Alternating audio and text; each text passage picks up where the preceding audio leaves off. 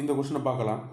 உலகில் டேஸ் இடங்களில் உயிரினப்பன்மை தகுதி வள மையங்கள் கருதப்படுகிறது. எத்தனை இருக்குன்னு கேட்டிருக்காங்க. 34ன்னு கொடுத்துருக்காங்க. கரண்ட் டேட்டா அப்படி 36 இருக்குது. சரிங்களா.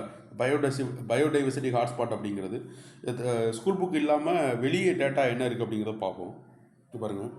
இந்த நார்மன் மையர்ஸ் அப்படிங்கிறவர் தான் 1988 இந்த பயோடைவர்சிட்டி ஹாட்ஸ்பாட் அப்படிங்கிற கான்செப்டை கொண்டு வந்தார். தெரியல, அதாவது 36 ரெட் டேட்டா புக்கில் இருக்கக்கூடிய 36 ஏரியாவை இந்த இது வந்து கரெக்ட் பண்ணி சொல்லதாக குறிப்பிட்றாங்க. தெரில, இந்தியாவை பொறுத்தவரை 2 முக்கியமான கண்டிஷன் சொல்கிறாங்க. ஒன்று 1500 வாஸ்குலார் பிளான்ட்ஸ் இருக்கணும்.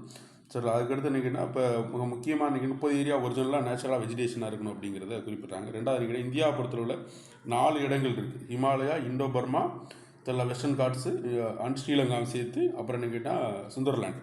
இங்கே பாருங்கள், அதை குறிப்பிட்டிருக்காங்க. இங்கெல்லாம் இருக்குது அப்படிங்கிறது இங்கே கீழே மேப்பில் இங்கே கொடுத்துருக்காங்களே, இதில் அந்த பகுதியெல்லாம் சேர்த்து சொல்கிறது தான் இந்த 4 இருக்குது. மொத்தம் உலகங்களுக்கு 36 கரண்ட் டேட்டா படி.